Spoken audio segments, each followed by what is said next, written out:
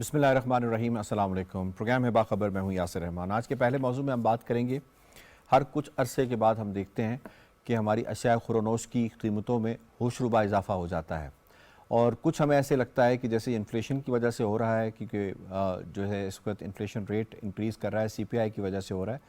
लेकिन कुछ चीज़ों में अशिया खुरोनोश में ऐसा इजाफा होता है कि एक आम आदमी भी इसको महसूस कर सकता है कि प्रॉपर प्लानिंग वे में एक मनसूबाबंदी के साथ ये मामला सारा हो रहा है। हालिया दिनों के अंदर दोबारा चीनी का क्राइसिस सामने आया। कुछ अर्सा पहले हमने कहा कि हमारे पास जो है वो सरप्लस चीनी मौजूद है तो उसे बरामद कर दिया जाए। प्लानिंग का ये हाल है कि उसे बरामद कर दिया गया। फिर हमें ये मालूम हुआ कि जनाब ये तो शॉर्टफॉल आने वाला है, हमारे पास तो सिर्फ कैरी फॉरवर्ड का स्टॉक मौजूद है, इसके अलावा हमारे पास कोई स्टॉक मौजूद ही नहीं है। तो फिर हमने एक ख़त लिखा ब्राज़ील को, अपने कमर्शियल अताची को, और उसे कहा कि जी 1 लाख टन जो है वो चीनी जो है उसे पाकिस्तान में दरामद कर लिया जाए। पाकिस्तान वो मुल्क जिसे फॉरेक्स का इस वक्त उसकी शॉर्टफॉल का सामना है। हमारा सबसे बड़ा प्रॉब्लम ही फॉरेन एक्सचेंज का है कि हम उन चीज़ों के ऊपर खर्च करें जो कि चीज़ें मजबूरी में हमें बाहर से मंगवाना पड़ती हैं। जैसे कि अशिया खुरोनोश में अगर बात करें तो खुर्दनी तेल है, जैसे कि दूसरा जो हम यूज़ करते हैं तेल, ऑयल पेट्रोल के तौर पे यूज़ करते हैं, पेट्रोलियम प्रोडक्ट्स हैं, या फिर और ऐसी चीज़ें जो मंगवाना बहुत ज़रूरी है। यहाँ सवाल ये पैदा होता है कि क्या हमारी प्लानिंग की कमी है जिसकी वजह से ये सारा मामला पेश आया कि हमें चीनी दोबारा से दरामद करनी पड़ रही है बरामद करके, या इसके पीछे एक प्रॉपर माफिया मौजूद है और जो एग्जिस्टिंग चीनी का स्टॉक है वो अचानक से कहाँ गायब हो गया। ये कुछ सवाल हैं जो अपने पैनलिस्ट से हम पूछेंगे। सबसे पहले पैनलिस्ट से तारुफ करवा देते हैं। आज हमें इस्लामाबाद स्टूडियोज में ज्वाइन किया है शनीला मार साहिबा ने, डॉक्टर ताहिर नईम मलिक साहब ने, आगा इकरार हारून साहब ने, और हमारा लाहौर स्टूडियो से साथ दे रहे हैं डॉक्टर फारूक आदिल साहब। आप तमाम पैनलिस्ट को हम खुश आमदीद कहते हैं। पहला सवाल शनीला साहिबा आपसे होगा। मुल्क में चीनी की किल्लत चंद माह पहले बरामद और अब दरामद का फैसला क्यों? मुल्की मईशत को अरबों रुपए का जो नुकसान है इसका जिम्मेदार कौन है? इसका जिम्मेदार पॉलिसी माफिया है आपके, उसके अलावा जो आपका ज़हीरा अंदोज़ी करने वाले वो हैं, बिजनेस कम्युनिटी है। देखिए जो चीनी का मसला ना, ये पहली दफ़ा नहीं है, ये बहुत दफ़ा ये जो स्कैंडल ये सामने आता है। PTI के दौर में भी हमने देखा था कि उस वक्त भी इजाज़त दी गई कि आप चीनी को जो है ना बरामद कर सकते हैं, और कुछ अरसे के बाद हमें चीनी दरामद करनी पड़ेगी। जैसे गंदम के साथ हमने किया कि गंदम जो थी बरामद कर दी गई, जब मुल्क में गंदम का शॉर्टफॉल आया तो गंदम दरामद करनी पड़ी। उसके अलावा स्मगलिंग को हम नहीं रोकते हैं, वो आपके बॉर्डर क्रॉस करके अफगानिस्तान के अंदर आपकी गंदम जारी होती है।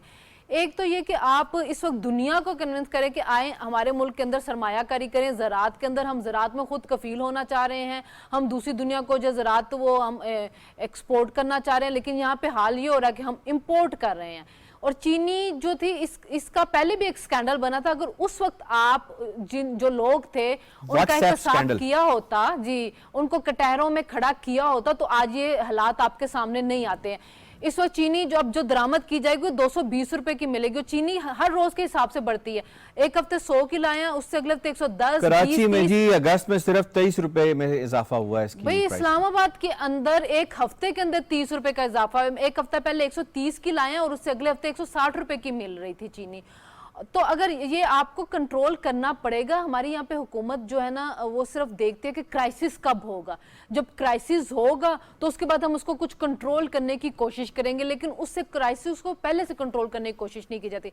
कभी माफिया को हम नहीं रोकते, कभी ज़हीरा अंदोज़ों को हम नहीं रोकते। मुल्क में डॉलर की आजकल देखे शॉर्टेज, डॉलर कहाँ पे आपका पहुंच रहा है, वो 330 रुपए का भी लोग खरीद के अपने पास ज़हीरा कर रहे हैं कि जी कल को पता नहीं इस मुल्क के साथ क्या हो जाना है, हम अपने पास पहले जो है ना सारा कुछ स्टोर कर लें। तो ये अपनी पॉलिसीज को हमने रिव्यू करना पड़ेगा। पहले तो एक्सपोर्ट की इजाजत किसने दी? एक्सपोर्ट की इजाजत देने से पहले आपने देखना था कि क्या मुल्क की जरूरियात के लिए वो चीनी जो है वो मौजूद है या नहीं है। तो वो ये चीजें जब आप कंट्रोल नहीं करेंगे तो यही हालात रहेंगे और इसी तरह आवाम जो है वो रुलती रहेगी, ख्वार होती रहेगी। और जो जिन लोगों ने किया ना हम उनको कटहरों में लाते हैं, ना उनका एहतसाब होता है। एक दफा क्राइसिस होता है उसको खत्म करने की कोशिश करते हैं, चलो फिर आगे जो हम चले। कोई पॉलिसीज इस मुल्क पे नहीं है, बस वो अल्लाह के सहारे जैसे मुल्क नहीं चलता उसी तरह चल रहा। और मेरे ख्याल में ये हमारी पॉलिसीज भी शायद यही है कि हम चाहते यही है कि हम क्राइसिस से जो है ना वो लोगों को निकाल लें और उस वक्त हम लोगों से शाबाश लेने की कोशिश करें कि जी हमने ये क्राइसिस खत्म कर दिया। क्राइसिस पैदा क्यों हुआ वो हमने नहीं देखना। पॉइंट आ गया जी। डॉक्टर फारूक आदिल साहब इसमें आपको इन्वॉल्व करते हैं। जब एक्सपोर्ट की गई होगी तो उस वक्त ये इंश्योर किया गया होगा प्लानर्स की जानिब से कि हमारे पास सर्टन सीज़न का, यानी जब तक इस नई चीनी मार्केट में नहीं आ जाती या ख़रीद उसकी नहीं होती तो उस वक्त तक का स्टॉक मौजूद है, ये सरप्लस है, इसे सरप्लस को हमें एक्सपोर्ट करना है। ऐसे ही क्रेडिट प्लानिंग में होता है। अब ये बताइएगा कि वो जो चीनी सरप्लस में थी वो किधर गई?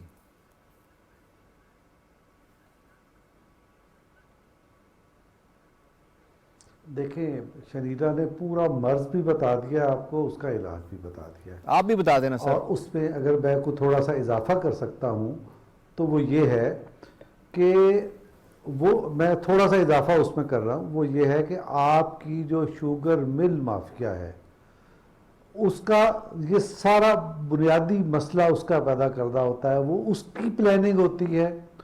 वो क्रशिंग सीजन को सामने रख के अपनी प्लानिंग करते हैं, उसके तहत एक्सपोर्ट होने का भी फैसला करा लिया जाता है और इंपोर्ट कराने का भी फैसला करा लिया जाता है, और उसके नतीजे में क्रशिंग सीजन को भी वो अपनी मर्जी के ताबे कर लेते हैं, जिससे काश्तकार को नुकसान होता है। तो असल इसमें बुनियादी जो स्टेक होल्डर है वो हुकूमत को होना चाहिए, उसके सामने सारे मामलात होने चाहिए। वो मुख्तलिफ जो स्टेक होल्डर्स या माफियाज हैं उनके मफादात और उनके बुने हुए जाल से निकल जाए, वो निकलने में नाकाम हो जाती है।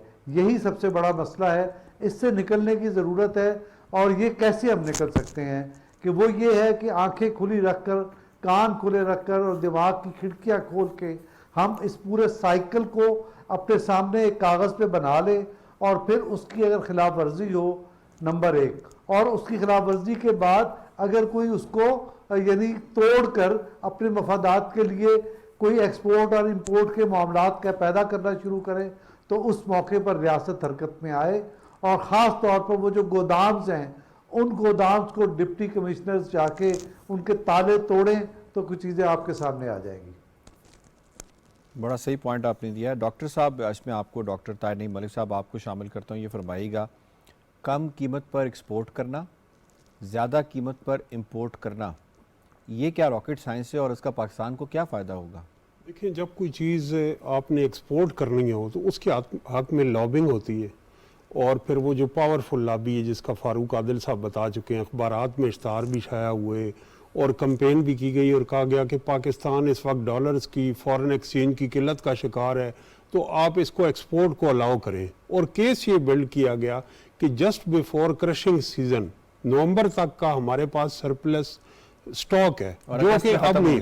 और उनको एवरेज पता होती है कि क्रशिंग सीजन से पहले हर साल इस वक्त पे जब क्रशिंग सीजन शुरू नहीं हुआ था, चीनी की डिमांड और सप्लाई में एक फ़र्क आता है जिसकी वजह से प्राइस शूट अप होती है। लेकिन डॉक्टर साहब, सॉरी टू कट यू, ये फरमाइएगा कि अभी तो ना हमारी आबादी में अचानक से इजाफा हो गया, ना कि अफगानिस्तान से बहुत ज़्यादा महाजरीन आना शुरू हो चुके हैं, ना कुछ ऐसा सिलसिला आया, ना कोई इतना बड़ा कोई फेस्टिवल आ गया है जिसके ऊपर हम चीनी जो है वो 24 आवर्स इस्तेमाल करना शुरू हो गए हैं। ऐसा क्या हुआ कि वो सरप्लस किधर गया? सवाल ही एक तो ये है कि सरप्लस वो जो प्रेडिक्ट किया गया वो मौजूद नहीं है।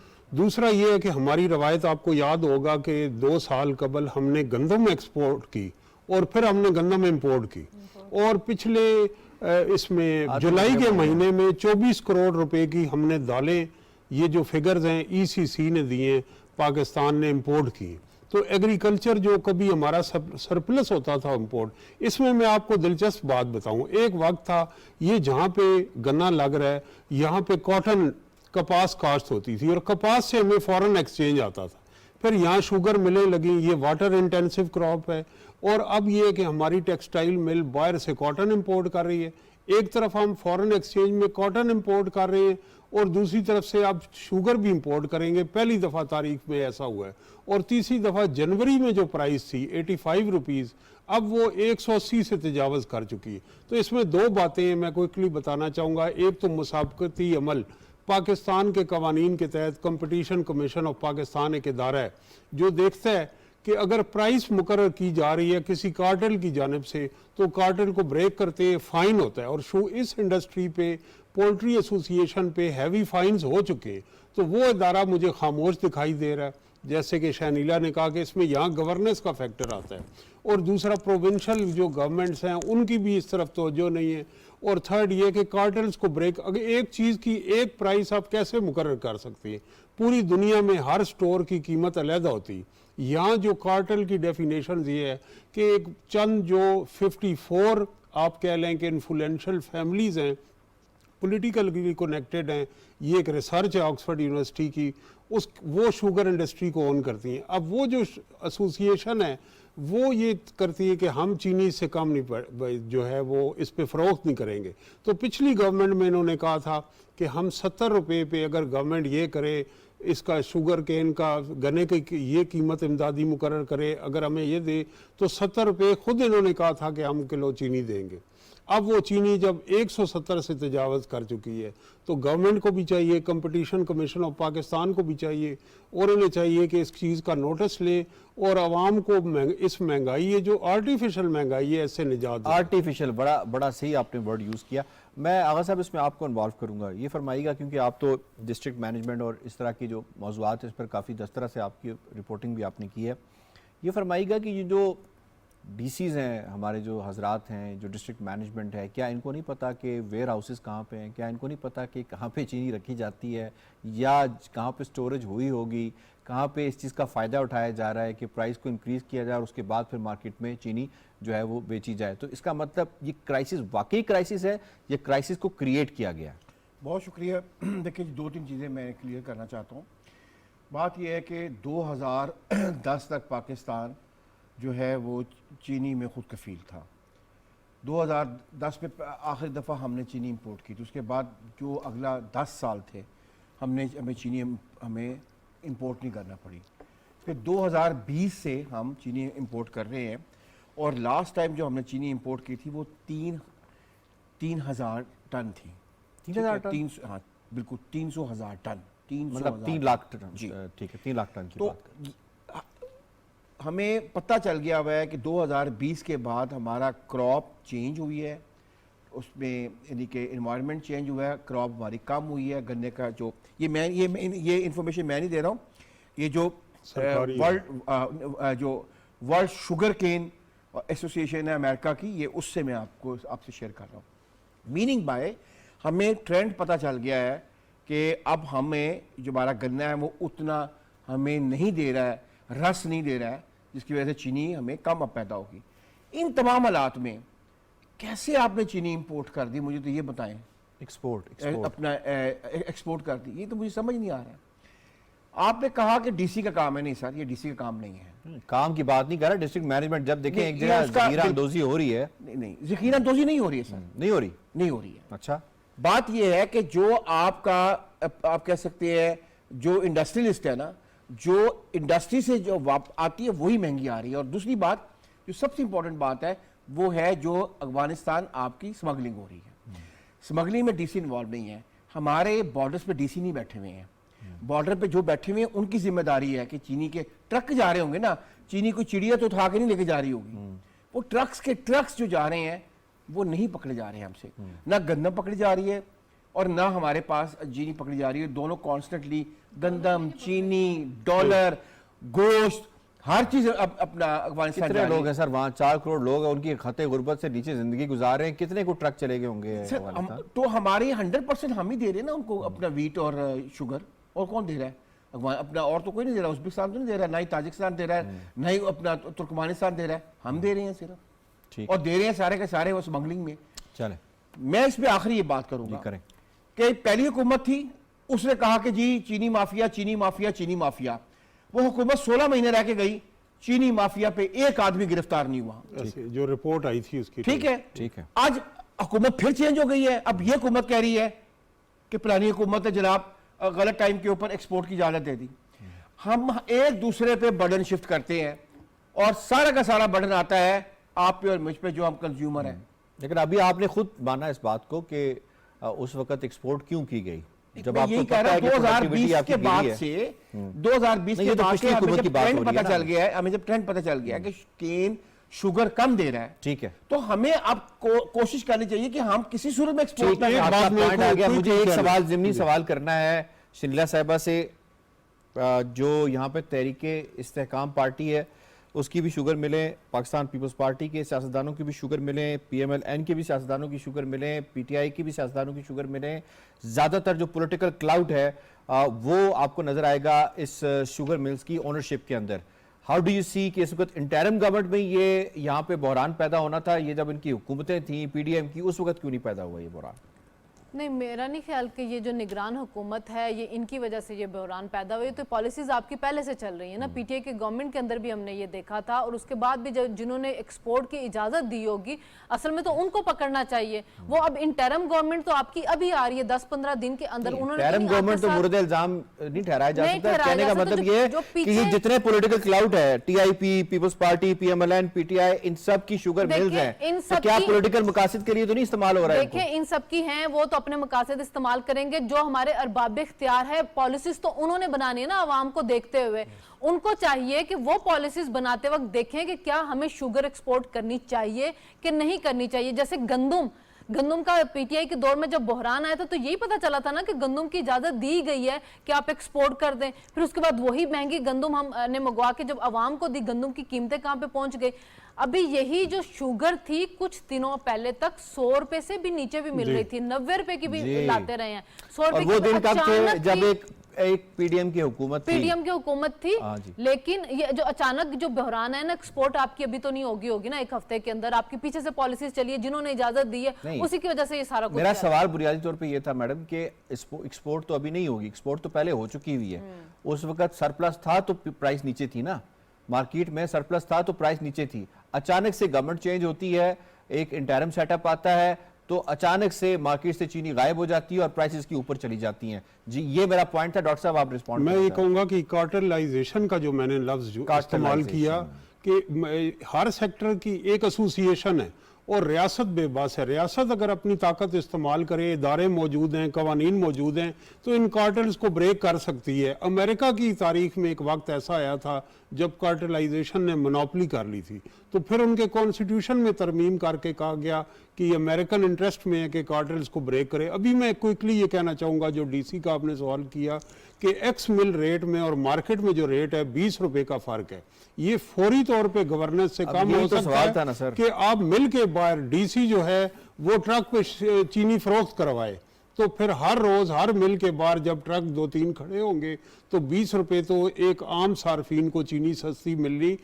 कल सुबह से ही शुरू हो सकती है। अगर चीफ सेक्रेटरी पंजाब और सिंध ये चाहें तो कल सुबह से 20 रुपए किलो चीनी सस्ती सार्फिन को मिल सकती है।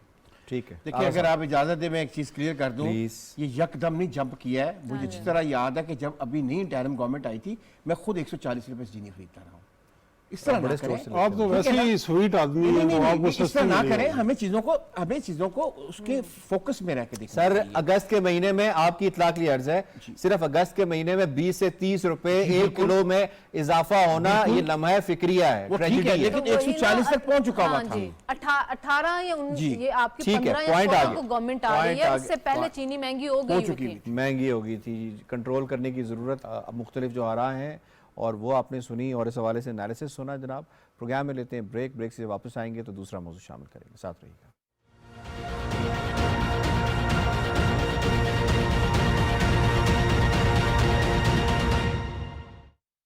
बैनुल-मज़ाहब हम-आहंगी का एक पूरा माहौल देखा है। क्या इसके लिए हादसे होना ज़रूरी है? क्या इसके लिए सानेहे होना ज़रूरी है?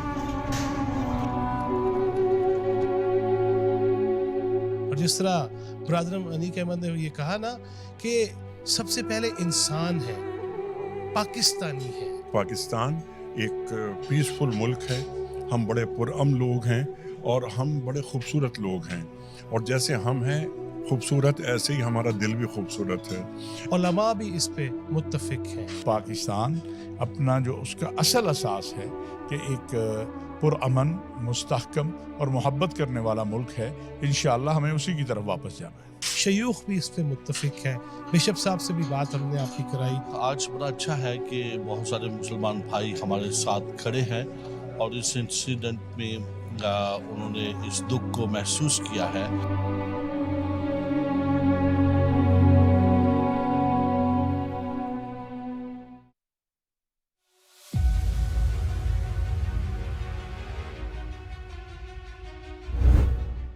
सैयद अली गिलानी तहरीक आज़ादी कश्मीर के लिए मशअल राह की हैसियत रखते हैं। सैयद अली गिलानी की जद्दोजहद कश्मीरियों के लिए एक मीनार नूर है। तहरीक आज़ादी कश्मीर के लिए सैयद अली गिलानी की खिदमत को सुनहरे अल्फाज में लिखा जाएगा। सैयद अली गिलानी जम्मू और कश्मीर के पाकिस्तान से इल्हाक के पुरजोश हामी थे। कश्मीरी अवाम उनके मिशन को जारी रखने का अहद करते हैं।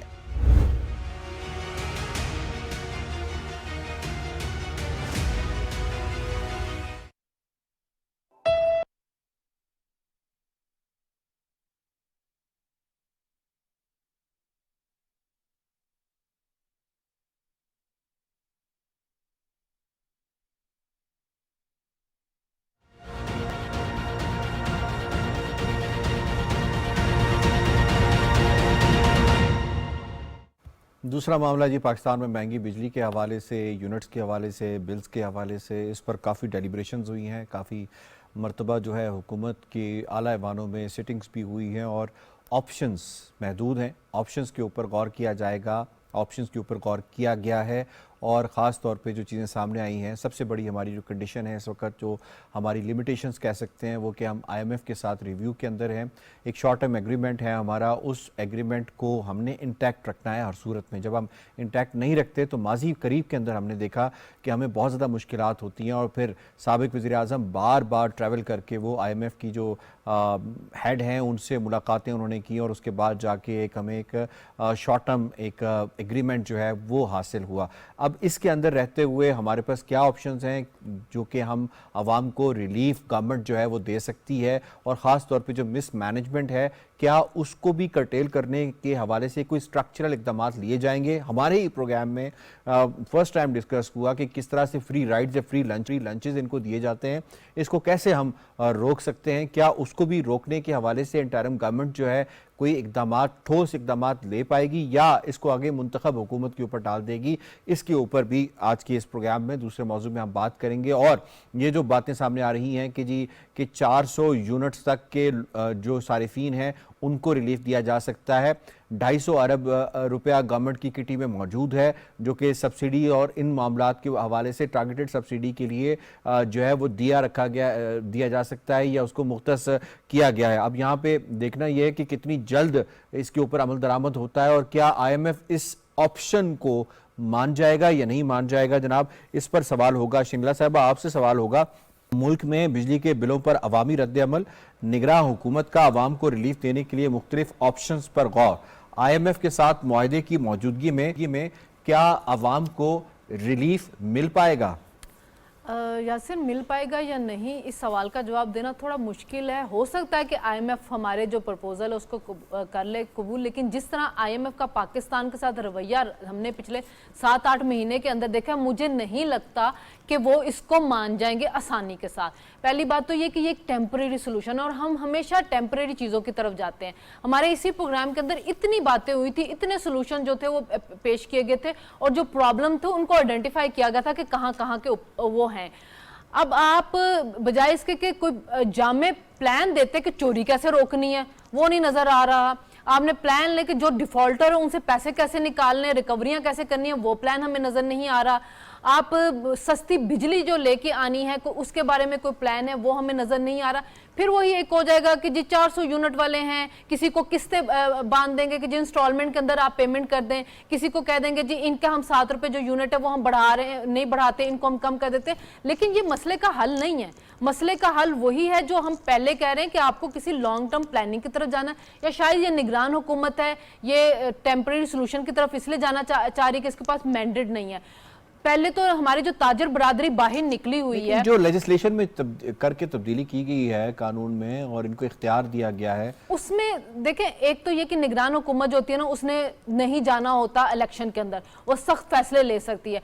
आप टैक्स लगाएं, IMF आपको ये कहता है ना कि आपने सर्कुलर डेट खत्म करें, उस सर्कुलर डेट खत्म करने के लिए टैक्स लगाएं, लेकिन साथ ये भी वैसे ऐड कर दें कि टैक्स लगाएं, जो टैक्स नहीं दे रहे उन पे लगाएं। वैसे ऑलरेडी मैं कह रही हूं ना कि जो ताजर बरादरी आपकी बाहर निकली हुई है, ये टैक्स भी नहीं देना चाह रही, ये बिल भी नहीं देना चाह रही। जब इन पे टैक्स लगा तो एक सियासी पार्टी ने जाहिर शोर डाला, उनके वो टैक्स खत्म कर दिए गए। अब जो निगरान हुकूमत है इसने इलेक्शन में तो जाना नहीं है, ये लगाए इनके ऊपर टैक्स। देखें IMF कह रहा है ना सर्कुलर डेट खत्म करें, उसको खत्म करने के लिए टैक्स नेट बढ़ाएं, वहां से पैसा रेवेन्यू जनरेट करें, सर्कुलर डेट खत्म करें, आपकी बिजली खुद बहुत कम होनी।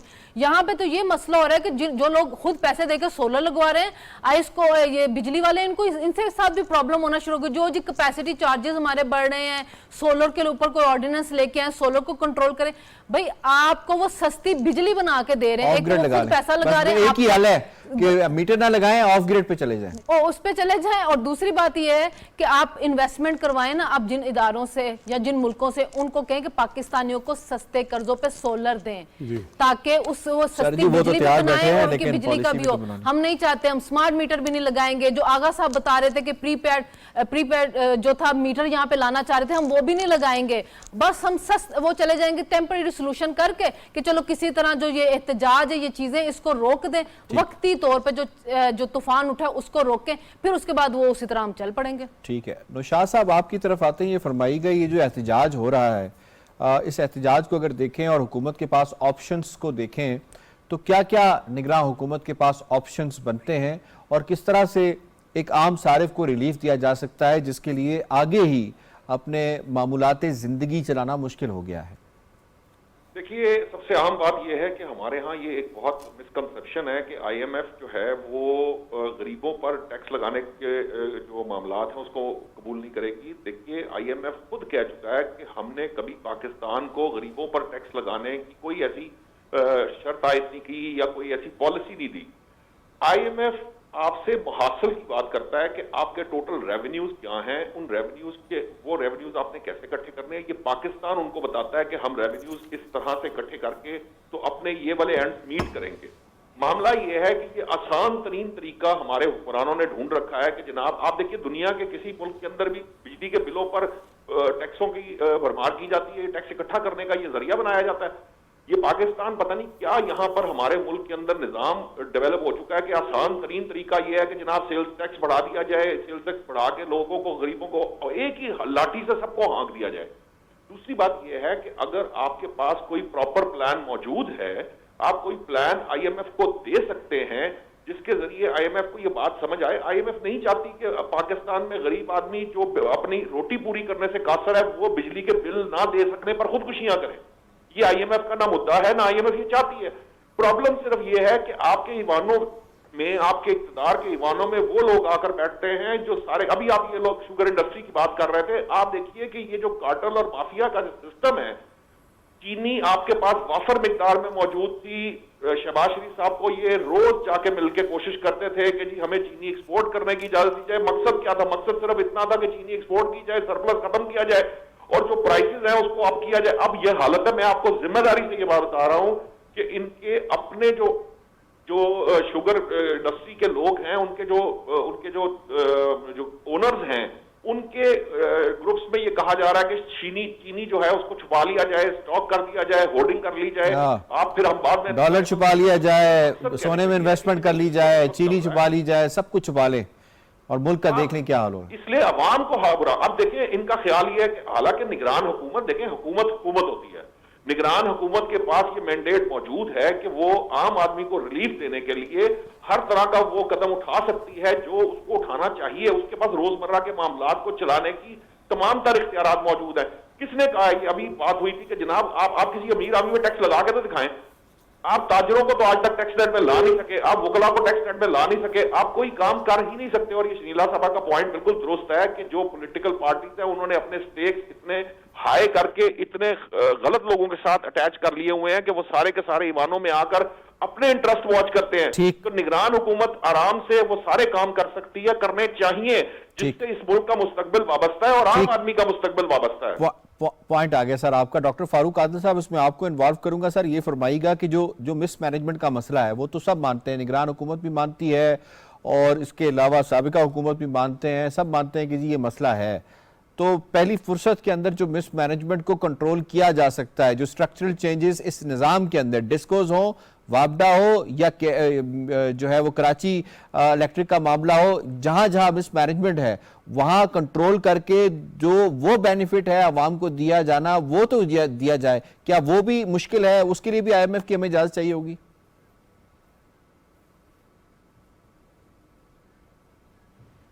नहीं, बिल्कुल मुश्किल नहीं। जो हमने इन हाउस चेंजेस लानी है, इन हाउस इस्लाहात करनी है, उसका रास्ता तो हर वक्त खुला हुआ है।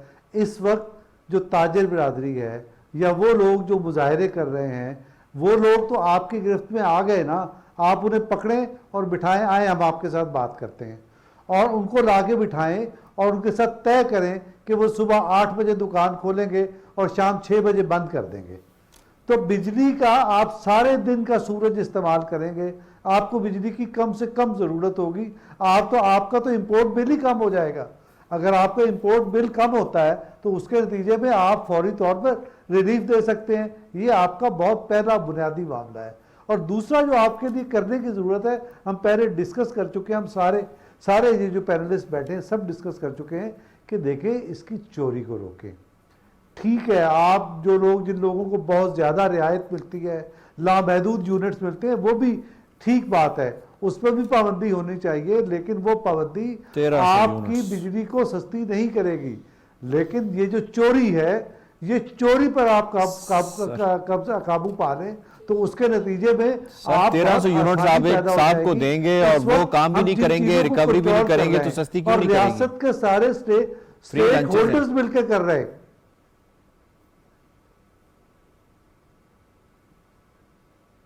जी बिल्कुल, बिल्कुल ऐसे ही है। ऐसे ही नहीं कि मेरे कहने का मतलब ये है कि सारे स्टेक होल्डर्स इस वक्त अगर इस चीज़ की फिक्रमंदी कर रहे हैं तो कम से कम थोड़ा सा डिसिप्लिन ही पैदा कर दें, बाजार ही वक्त पे बंद कर दें। ये जो रातों को बाज बाजार तो कराची, लाहौर वगैरह में ऐसे हैं जो सारी रात खुले रहते हैं, उनको तो बंद कराएं। और कोई ज़रूरत नहीं है, बिल्कुल आप दुनिया के दीगर मुल्कों की तरह जैसे सूरज गरूब होता है मार्केटें बंद कर दें, आपके मसाइल बहुत सारे इसी तरह से हल हो जाएंगे। ठीक है डॉक्टर साहब, इसमें डॉक्टर ताहिर साहब आपको इन्वॉल्व करूँगा। ये फरमाइएगा कि कुछ स्ट्रक्चरल चेंजेस के हवाले से डिमांड भी आ रही है, सार्फिन को ये बड़ा मसला है कि हम तो महंगी तरीन बिजली ख़रीदें, लेकिन कुछ लोग हैं जो फ्री राइड्स और फ्री लंचेस जो हैं वो इंजॉय करते हैं। उस पर डिटेल बात भी हुई है। अब ये हाई टाइम नहीं है कि निगरान हुकूमत का उस हवाले से कोई ख़ास किस्म का कोई पॉलिटिकल स्टेक उतने नहीं होते कि वो जाकर किसी से वो मांगेंगे, वोट मांगेंगे या उनका पॉलिटिकल स्टेक होगा, तो पहला फैसला इनको नहीं कर लेना चाहिए कि जी जो फ्री लंचेस हैं जो ले रहा है, चाहे किसी भी इदारे से ले रहा है, उसको ख़त्म कर दिया जाए? बिल्कुल, ये इस पे हम पिछले प्रोग्राम में बड़ी तफसील से बात कर चुके हैं और मैं समझता हूँ कि प्राइम मिनिस्टर ने और कैबिनेट ने जो इस पे तवील इजलास किए हैं, कौम मुंतज़िर है कि इस तरह की रिफॉर्म्स जो हैं वो हमें करनी चाहिए। एक साबिक वज़ीर आज़म थे यहाँ पे, शौकत अजीज़, उन्होंने ये किया कि MP1 स्केल, MP2 स्केल और स्पेशल पे पैकेज, उसके अंदर उन्होंने कहा कि हम ज़िंदगी के आला शोबों में, मुख्तलिफ़ शोबों में महारत के लोगों को इस ग्रेड सिस्टम से ज़्यादा पे करेंगे।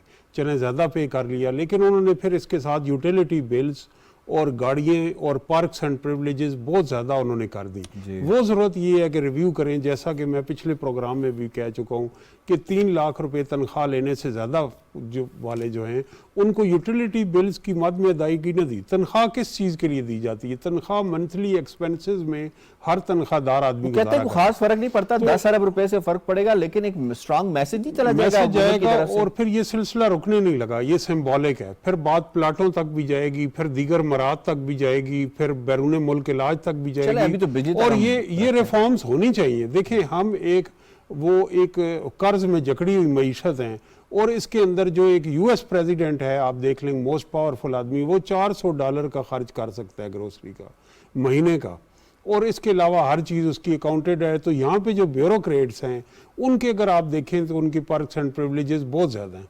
इन्हीं जो इदारे हैं बिजली के, मैं आपको नाम मसलन नेपरा है, उनके जो चेयरमैन हैं उनका अनलिमिटेड उनका हेल्थ पैकेज है, पूरी दुनिया में अनलिमिटेड, यानी करोड़ों डॉलर का भी इलाज करा सकते हैं। और फिर ये देखें कि ये जो लाइन लॉसेस और चोरी, हमने इन्वेस्ट नहीं किया कि बिजली का जो तरसील का निज़ाम है, ये जिन इलाकों में बिजली चोरी हो रही है वहाँ ये किया जाए।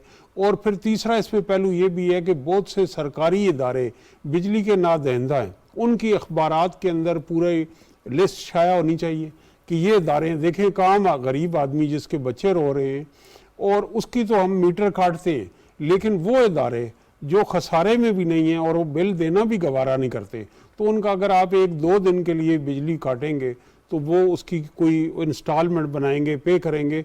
तो ये रिफॉर्म्स जो है ज़रूरत है और अल्टरनेटिव मीन्स की भी ज़रूरत है कि हम उसकी तरफ जाएं। जो बात फारूक आदिल साहब ने की है, स्ट्रॉन्ग स्टेट वो होती है कि जो इन्फोर्स करती है। मुझे जर्मनी में पढ़ने का इत्तेफाक हुआ है, तो हफ्ते में एक दिन मार्केटें लेट खुली होने की इजाज़त होती थी।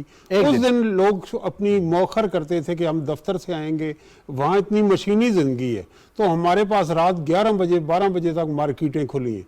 तो बाकी संडे को आपको अगर दूध और डबल रोटी भी चाहिए, बड़े शहरों में जाएं, दूध और डबल रोटी भी चाहिए, 4-4 बजे तक खुली होती है, तो आपको पेट्रोल पंप से मिलेगी। अमेरिका में भी ऐसे ही है। अगर आप उस टाइम के अलावा कहीं जाते हैं तो हर लोकेलिटी में सिर्फ एक स्टोर होता है। ये जो हम बिजली ज़ाया कर रहे हैं लैक ऑफ डिसिप्लिन की वजह से।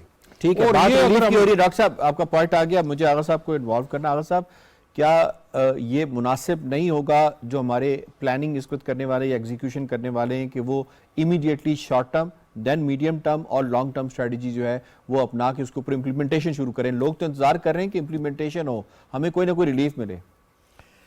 देखिए, बात यह कि एक बड़ा मिसकॉन्सेप्ट फैलाया गया और वो खरीद लिया गया जी। वो ये है कि जी मुल्क में जो कुछ हो रहा है वो IMF की वजह से हो रहा है। ये ऐसा है नहीं।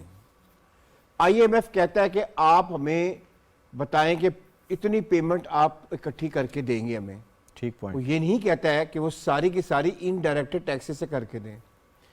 अगर आपने मुल्क इनडायरेक्ट टैक्सेस से ही चलाना है तो फिर FBR बंद कर दें। जो अरबों खरबों रुपए वो खा रहे हैं तनख्वाह में, वो बंद कर दें। फिर हर चीज़ पे इनडायरेक्ट टैक्स लगा दें आप। IMF ने तो कभी नहीं आपको कहा कि आप इनडायरेक्ट टैक्सेस से पैसे इकट्ठे करें। वो तो कहते हैं पैसे इकट्ठे करें। हम कहते हैं कि ना हमें अशराफिया पे हाथ डालना है, ना हमें दुकानदार पे हाथ डालना है, ना हमें मिडिल मैन पे हाथ डालना है, हमने किसी पे हाथ ही डालना है, किसी पे हाथ ही डालना है। रियल एस्टेट पे हाथ डालेंगे तो कुछ और लोग खड़े हो जाएंगे कि जनाब नहीं, हमारा तो लोगों का काम ही यही है। सर एग्रीकल्चर पे भी हाथ नहीं डालते ना। देखिए, मैं आज ये भी बात बड़ी अच्छी हुई आपने बात की है, ये भी एक बहुत बड़ा क्लीशे है। शुक्र करें एग्रीकल्चर अभी भी प्रोड्यूस कर रहा है, शुक्र करें। तो हम तो कह रहे हैं आप लोगों ने टैक्स की बात कर रहे हैं, पूरी दुनिया में लगता है। मैं बता रहा हूं, आप उसे टैक्स फ्री रखें, वरना आपको हर चीज इंपोर्ट करनी पड़ेगी। एक और काम शुरू हुआ ना पाकिस्तान में 20 साल से, सबको नजर आता है कि जी जो अपना एग्रीकल्चर पर टैक्स नहीं लगता है। जनाब, एग्रीकल्चर से आपको रोटी दे रहा है, वरना तो आपने रियल एस्टेट की सारी जमीनें आपने बेच दी थी। आज भी वो एग्रीकल्चर जो जमीन नहीं बेच रहा है किसी रियल एस्टेट कंपनी के लिए, उसको दुआ दें आप, वरना आप खाएंगे कहां से? ठीक है, ये बहुत मुझे बात प्लीज मुझे पूरी बात करने दिया करें प्लीज। ये जो इशू है ना एग्रीकल्चर, इसको टारगेट करना, ये पाकिस्तान के लिए सबसे बड़ी तबाही होगी। ये मैं आपको आज बता रहा हूं। और कभी नहीं कहा IMF ने कि आपने एग्रीकल्चर पे टैक्स लगाए। उन्होंने कहा है कि जो अनटैक्स्ड एरियाज हैं उनको लगाएं टैक्स। और एग्रीकल्चर का बार बार जिक्र आता है, 60 एरियाज के अंदर आता है जो टैक्स नहीं है। जो 60 और कंपनियां हैं फिर उनको भी टैक्स करे ना। एग्रीकल्चर नजर आता है आपको? बिल्कुल ठीक है, ठीक है। मैंने तो नहीं लगाना, गवर्नमेंट ने लगाना। रिटेलर्स पे करें, IMF के हवाले से जो आपको रोटी कमा के दे रहा है, जो आपको प्रोड्यूस करके दे रहा है, आप उस पर टैक्स लगा दें ताकि पॉइंट आ गया। देखें जी, आगा साहब के मुताबिक IMF को सिर्फ इससे गर्ज है कि उनको जो महसूलात हैं, अब रिफॉर्म से उन्हें गर्ज नहीं। मैंने IMF की सारी प्रेस रिलीजेस पढ़ी हैं, पॉलिसी स्टेटमेंट पढ़ी हैं 90s से 80s से। उसमें वो वही बात कर रहे थे जो आज कर रहे थे। और हमारी स्टेट ने रिफॉर्म नहीं की, उन्होंने कोई प्रेशर नहीं दिया। तो ये जो IMF का बेल आउट है, ये एलीट को बेल आउट है। ठीक है। और उसके लिए उसके पीछे सियासी वजूहात भी होती पॉइंट आ गया सर। तो रिफॉर्म का सफर हमने खुद करना है, उसमें हमें IMF उस पर प्रेस नहीं करेगा। ठीक है, मैं अनुशाद साहब इसमें आपको इन्वॉल्व करूंगा। डू यू एग्री जी के जो हमारी अनटैक्स्ड एरियाज हैं उनको छोड़ दिया जाए, और फिर जैसे अभी बात हो रही थी कि जी सेल टैक्स क्यों लगाया जाता है, बंद कर दें FPR को, तो फिर सेल टैक्स नहीं लगाएंगे तो फिर क्या लगाएंगे अगर आप अनटैक्स्ड एरियाज को टैक्स में नहीं लेकर आएंगे? तो बड़े बड़े जिम्मेदार जो हैं। साफ सी बात है समझने की कि दुनिया में क्या एग्रीकल्चर पे टैक्स नहीं होता? होता है। क्या दुनिया के अंदर कोई कम्युनिटी ऐसी है जो टैक्स से बाहर होती है? ये कैसे हो सकता है? आप ये किस तरह की बात कर रहे हैं? आप कह रहे हैं कि जनाब ये एग्रीकल्चरिस्ट जो है ये एक सेक्रेट काउ है और उसको टैक्स ना लगाया जाए और बाकी सबका आप बेड़ा गर्क करके रख दें। ये पॉसिबल नहीं है सर। आपको हर सेक्टर को उसकी जरूरियात, उसके मामलात और उसके मसाइल के अकॉर्डिंगली आपको टैक्सेशन करनी है। कोई टैक्स नेट से बाहर नहीं होना चाहिए, किसी सेक्टर को एक्स्ट्रा टैक्स नहीं लगाया जाना चाहिए। उसका हर्जाना किसको भरना पड़ता है सर? अगर उनको टैक्स नहीं करते, रियल एस्टेट भी है, एग्रीकल्चर भी है, बाकी एरियाज भी हैं, उनको टैक्स नहीं करते तो हर्जाना किसको भरना पड़ता है? मैं इनकम टैक्स भी दूं, मैं सेल्स टैक्स भी दूं, हर प्रोडक्ट लूं उसके ऊपर सेल्स टैक्स भी दूं, हम जितने लोग बैठे हुए सबको। अल्टीमेटली ना देखिए कि अगर आप टैक्स नहीं देंगे तो मुझे देना पड़ेगा, मैं हम दोनों मिलकर टैक्स नहीं देंगे तो शनीला साहब को देना पड़ेगा, शनीला साहिबा नहीं देंगी तो ताहिर साहब को देना पड़ेगा। बात यह है कि ये इस तरह से आपकी सोसाइटी कभी भी जो लॉ अबाइडिंग सोसाइटी होती है या टैक्स कल्चर डेवलप होता है वो हो ही नहीं सकता अनटिल अनलेस कि हम 5 पैनलिस्ट यहां बैठे हैं, 5 बंदे गुफ्तगू कर रहे हैं, हम पांचों टैक्स पेयर हों।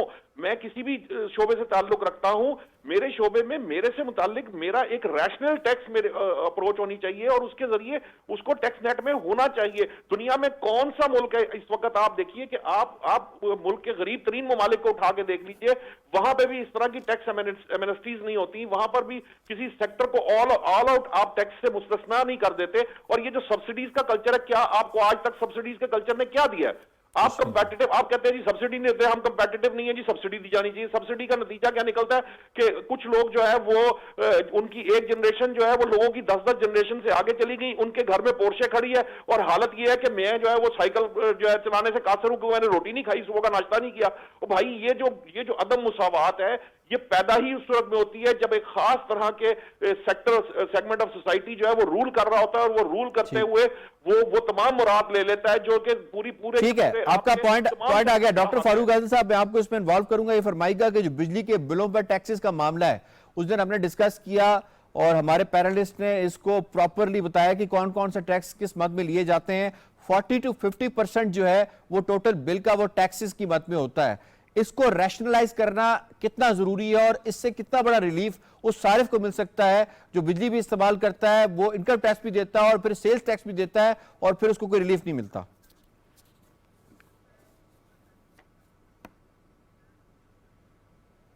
इनकम टैक्स अपनी जगह देता है और बिजली के बिल में भी इनकम टैक्स देता है। जी देता है, 2 दफा 25,000 से इनकम टैक्स देता है। और ये जो बात आप कह रहे हैं ये 25,000 से ऊपर 40 से 50%, 40 से 50% अगर आप टैक्सेस ये जो इनडायरेक्ट टैक्स हैं इनको खत्म कर दें तो आपको 40 से 50% टैक्स बिजली का बिल वैसे ही कम हो जाएगा। लेकिन मैं ज़रा एग्रीकल्चर टैक्स पे बात करना चाहता हूँ। एग्रीकल्चर टैक्स, छोटा सा ज़मींदार मैं भी हूँ, ताहिर नहीं मलिक साहब भी हैं और भी हमारे दोस्तों में से होंगे, तो हम जो लोग हैं थोड़ी थोड़ी ज़मीनें हैं, खुद काश्त करते हैं, खुद फसल पैदा करते हैं।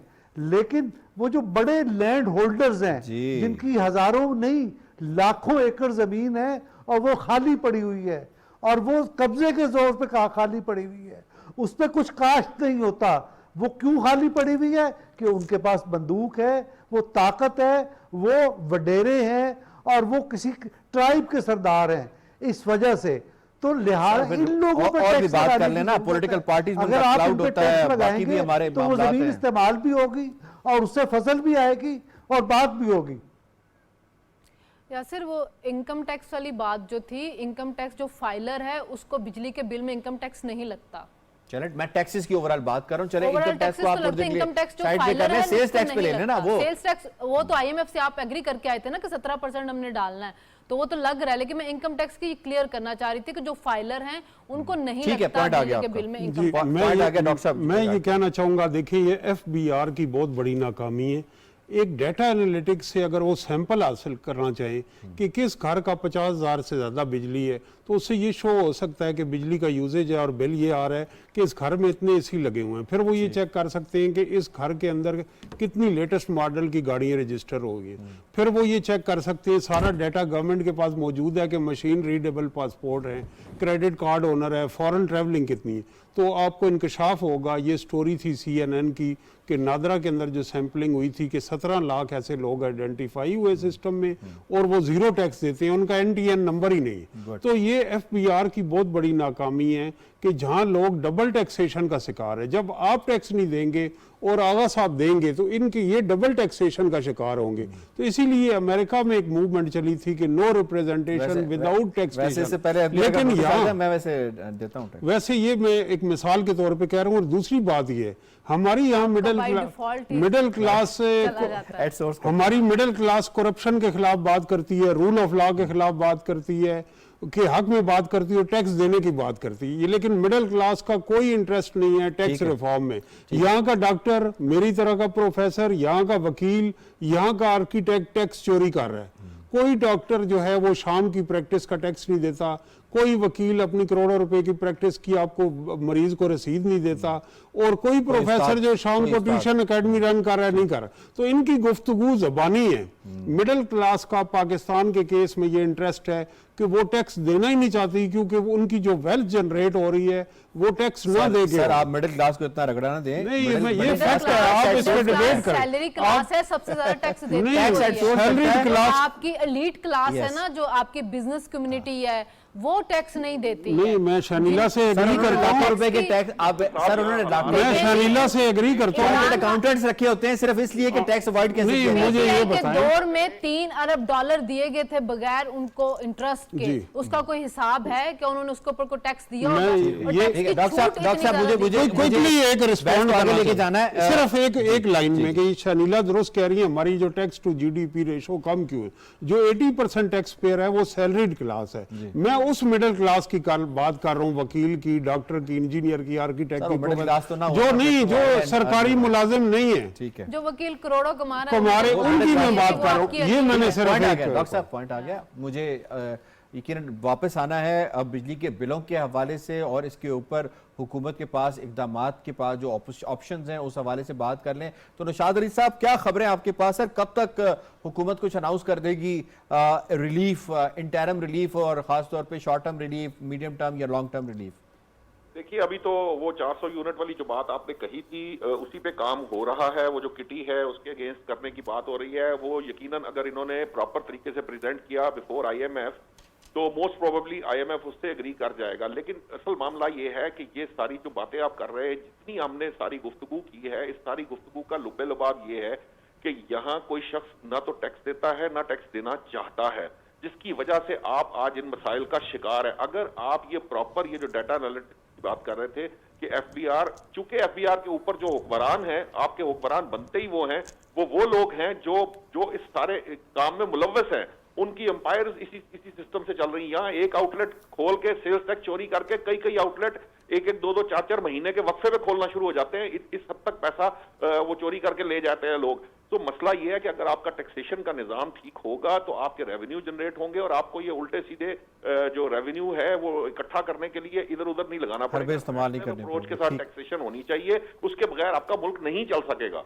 ठीक हो गया, पॉइंट आ गया जी। I have to wind up. मुझे शुक्रिया अदा करना है अपने तमाम पैनलिस्ट का, बड़े ज़बरदस्त तरीके से आज के दोनों मौज़ूआत के हवाले से आपने इज़हार ख्याल किया। जनाब, प्रोग्राम बाखबर से इतना ही। यासिर रहमान को दीजिए इजाज़त।